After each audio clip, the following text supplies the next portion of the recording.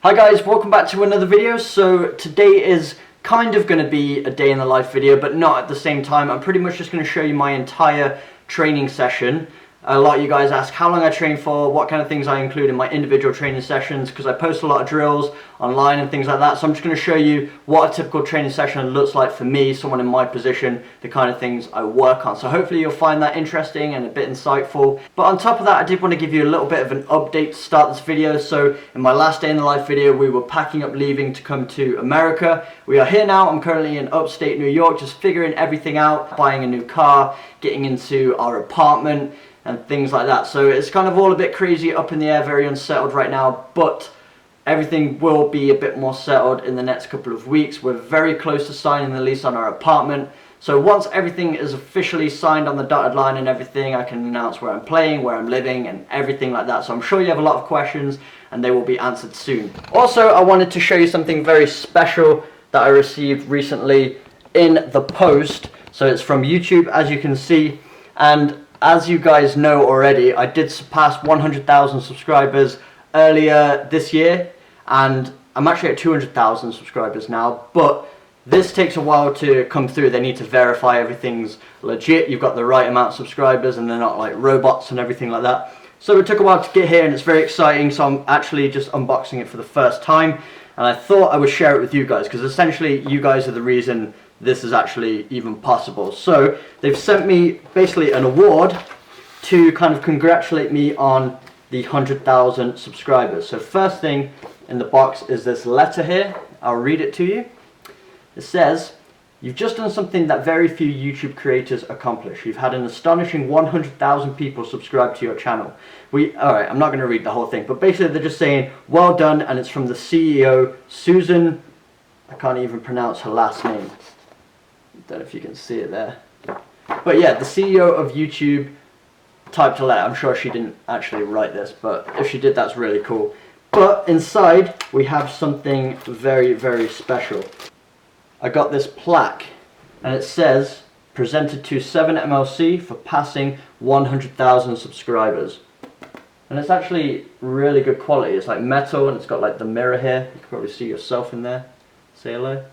But yeah, I can't really put into words how incredible this is. I never thought I would even reach 10,000 subscribers. Honestly, I just wanted to create a YouTube channel where people could get their training tips, all the advice that I gain along my journey, and share it with you guys. And I'm just pumped and buzzing to hear that you guys are getting some kind of value out of it and improving as players. But I just wanted to share that with you and just say thank you so much for all your support, because I get some incredible opportunities out of doing YouTube that I never thought I would get. So thanks to each and every single one of you for hitting that subscribe button, and I hope you're excited for plenty more content coming your way. The plan for today is, I'm going to go to the pitch now. I have also been doing a strength routine that I usually do in here, but I do it every other day. So I did it yesterday, so today I'm resting from that, but I will show you that routine in another video. Today is going to be solely out on the pitch, so we're going to be doing some ball work, some speed agility, some fitness, and some other things as well. So I'm probably not going to be talking in the video. I'm just going to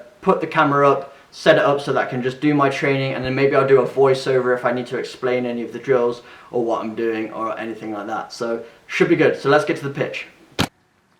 So I'm at the pitch now, and as you guys know, you need to be doing a thorough warm-up before any training session. Not only does it prevent the risk of injury, but it also allows you to perform better during your training session. You're warming up those muscle fibers so that you can be more explosive. And as you guys know, if you've been watching my channel for a while, I do a lot of pre-activation stuff with resistance bands. Resistance bands are really cheap. If you just type them in on Google, you'll be able to find them if you want to get these for yourself. But they're just basically big elastic bands that provide a bit of resistance. So it's a good way to activate the glutes, the hip flexors, all those small muscles that are otherwise quite hard to warm up. I especially like to do them before speed workouts, because it really helps you not only, again, prevent the risk of injury, but you're more explosive during the session as well. So really important. So I do that for about 5 to 10 minutes, and then I get into my warm-up. So I jog the length of the pitch, back and forth a few times, and then I start to do some dynamic movements. So as you can see, some side shuffles, some diagonals, backwards and forwards, just moving in all different directions you would do during a game or a training session to get those muscles warmed up. Now we're starting to move into some dynamic stretching. So we've got high knees, we've got some heel flicks, We've got some opening of the gates and closing as well for the groins. Some hamstring kicks out. You want to be doing as many dynamic stretches as possible, trying to move the body in all different ways. This is going to really make you a lot more supple so that when you come into your training session, you're not going to pull a muscle or tear any of those muscle fibers beyond what you should be doing in an intense training session. So once I'm done with that, I like to get on the resistance coil, and all I'm doing is just doing some resistance work. Now, it doesn't even look like there's providing much resistance with these coils, but they do provide a lot more than they look. As you can see, the ground here is absolutely horrible at the minute. Very slippy, but it makes it even more challenging, so you get even more of a workout after it. So if you do actually find yourself with a pitch that's very boggy like this, I would even encourage you to get out there, because you can actually enhance your training even more, because you have to work on your stability a lot. But I just run through that little sequence there 3 times, and it's a part of my warm-up as well. Starting to move in some activity now, so I'm getting on the ball. Get some dribbling around the poles here, trying to go quite quickly, but get a touch of the ball with every step. So trying to move fast, but also keeping close control of that ball, trying to find a good balance. Just going around the 3 poles, and then back to the start. So as you'll notice, as I'm coming around the cones to the start again, I come through the gate from the back side, and then to the middle one, then I come through the middle of the gate, outside, and then at the last one, I'm stopping it within the gate there. So that's the sequence I like to do. It's a lot more natural way to keep moving, and it doesn't break the flow of your dribble. So I repeat this 3 times, trying to do it as quickly as possible, but again, keeping that close control. It's a good way to work on your speed dribbling and your tight turns. And once I've performed 3 of those, I then do the T-drill without the ball. So I'm sprinting up to the first pole, getting around it, around the outside pole, all the way to the other side, back to the middle, and through that starting gate. And I perform this one again 3 times. This side I go 2 to the left, and then I also do 1 to the right as well, so it's good to be sharp on both sides. So this is the final one here. Again, with the ground nice and slippy, this is a real challenge. And I like to do it around the poles because you have to actually really put your body around it, a bit more match specific. So now moving into some more of my main events now. So as you can see, I'm starting with an agility ladder. And I pick up the ball, so this is on the right wing, weaving in and out of these cones. Then as I get to these poles here, I'm knocking the ball down the outside, or should I say the inside of the poles, and then I'm weaving without the ball around those poles, then retrieving the ball once again, taking a touch towards this small cone here, down the outside, and then finishing across the goal. The keeper would usually shift his near post, so he's going to expose that side, so it's good to get used to slotting it in the far side. So I like to put my drills in the positions on the pitch where I would typically be. So this is on the right wing, a position that I would often play. So it's good to get familiar doing your drills on this part of the pitch. So I run through this drill maybe 4 times, doing a different footwork exercise each time with the agility ladder at the beginning. Just trying to stay consistent with my finishing, making sure I'm finishing as far into that side netting as possible. So we did 1 forwards, 1 sideways to the other side, and then we'll finish with an Icky Shuffle, as you'll see in a moment. This is a good explosive one, involving a lot of different components. So you've got the fast footwork, some tight dribbling, you got a bit of agility without the ball, then you're retrieving it again, a bit more explosiveness, and some finishing as well. So a lot of good components there, especially for someone in my position who is a winger. So after 4 decent reps, I then move on to the other side, and this is the next drill. So we're starting at the gate.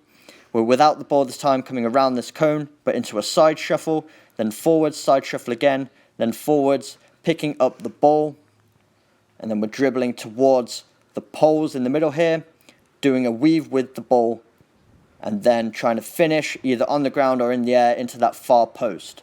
So again, that's probably going to be the side that's most exposed if you're in this position, because the goalkeeper tries to stay in line with the ball. So this is what it looks like. Accelerate up to the front, side shuffle, and then you're always changing direction. So this is a good one to work on your lateral movement as well. And keeping tight control through those poles, and then finishing into that far side. And what I like to do is just repeat this 3 times, and then I do 2 sets. The ground's getting really slippy at this point. As you can see, there's not much grass on the area. So really pushing myself with this one. It was a really good workout. It's really good to work on that stability. You'll find you did even more of a leg workout during this training session. You're going to be really burning. But it's good to challenge ourselves this way. So moving into the third one. Nice and sharp around those cones. Just trying to accelerate, keeping my balance. Keeping close control of that ball, touches with every step. And then finishing in the far side. So let's just see another angle of the drill here. Yeah, so as you can see, the ground is getting really slippy at this point. It had been raining for about a week straight, so very soft ground right now. But persevere. Push through the drill again. Trying to keep sharp and tight around those corners. Close control of the ball. And then just slotting it as close to the post as you possibly can. And then again, repeating 3 times. It's absolutely fine if you make a mistake or don't get the shot off perfectly. You're still working on your explosiveness as well. As you do this drill more often, you'll find yourself getting more consistent with the shots as well. As you can see, that shot wasn't the best there. But we move into the final one. The goal is to really try and get that final shot as close to the far post as possible. Still going 100% with each one. And then finishing at the far post. So now we're going to move into the final activity here. So what we're doing is we're using half a pitch, starting at one corner. We're going to do a full lap of that half pitch at jogging pace. So I'm probably running about 50-60% of my maximum pace at this point. So it's just a good little jog. And then what happens on the second lap, we knock it up. So we go up to about 80-90% for one length of the pitch. And then for the final 3 sides of that square, we're going to take it back down to that 50-60% jog and continue that back to the start. And once we get back to the start again, we're going to take it back up to 80-90%, this time doing it for 2 lengths, so half of the square this time.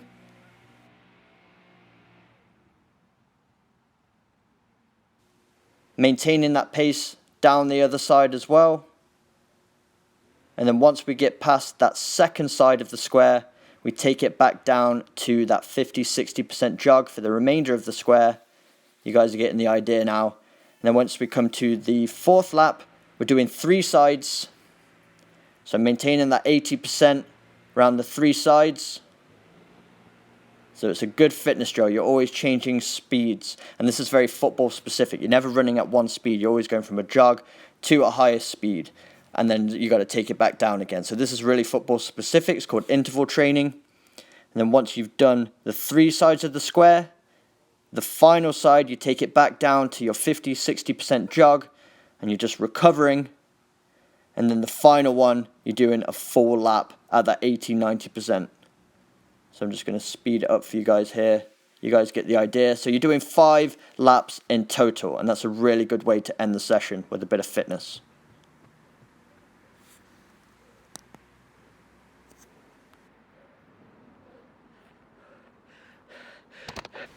Alright guys, so just got back from training and that was a really good session. Lots of explosive work and then my legs are definitely feeling it. I'll be sore tomorrow. What I like to do now is, after my session, do a quick core workout. It's not a very intense core workout, it's one that you can do every day. I like to do every other day really intense core workouts because you do really want to actually focus in on that. The core is very important. But it's good to stay on top of it as well. So this is a core workout that you can do every day. It's not very intense and you'll have enough time to recover for the next day. So I start off and all I'm doing is letting my body come out straight and then in like this. And then I just do 10 of those. And then I will do immediately 10 each side, Russian twists. And then what I'll do is legs straight up and then doing 10 toe touches. So up, touch the toe. So it's just like a crunch. And then I'll go again side to side. So we get some obliques. And then also, this is a good one. So we start here and then we're pushing up and then pushing out. Then I'll do 10 of those. Did I say how many obliques? So I'm doing 10 each side again. So the rule is 10 for each one. And when I complete that whole circuit, I'll do 30 seconds plank. And then I'll do 25 press-ups as well. And then I'll complete that 4 times, so you end up doing 100 press-ups, 120 seconds of plank, and then you do 40 of each of those exercises that we did. So here we go.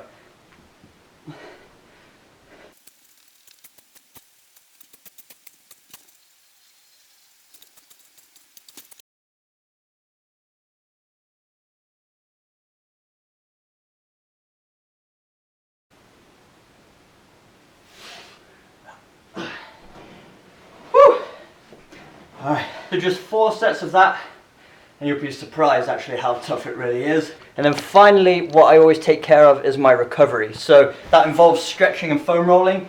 So if you guys are going to invest in one thing as a footballer, I'd really recommend getting yourself a foam roll. It's something I've used for years. Really helps me with my muscle recovery. Rolling out those tight muscle fibers. After an intense training session like that, your muscles are all really tight and they've got a lot of toxins in them and things like that. So it's really good just to roll those muscles out. And you're going to feel it as well. So if you do recovery on the night after your training session, the next day you're going to wake up feeling refreshed and ready to go all over again. This is not just any ordinary foam roller. The guys at Life Pro Fitness actually sent me this one. So it's a foam roller, but it also vibrates as well. So you're kind of getting 2 benefits out of this one. So what you do is you charge this up. As you can see, it's on. And you push this button on the side and it's got 4 different settings. So that's the lightest setting. And you can see there it's vibrating. Don't know if you can hear it too. And then if you push it again, it gets a little bit more intense. Push it again, more intense. And if you put it on the 4th one, that's really intense. So I've tried this out for a bit and it is absolutely magic. Honestly, you get such a good foam roll out of it, but also a good sports massage too. You feel so good afterwards. And if you have those especially tight areas, if you whack it up to the 4th setting, that's just getting right in there. Really good myofascial relief. So would recommend checking this out at the Life Pro Fitness website. I'm going to put the link in my description. So what I'll do is I'll spend about 20 to 30 seconds on each area, getting a good roll, and as you'll see when I'm rolling, I'll change the angle of my leg as well, so you're really tackling all those muscle fibers. So make sure you're rotating that leg on the foam roller as you're moving backwards and forwards, and you'll get a good all-round foam roll. So let's go.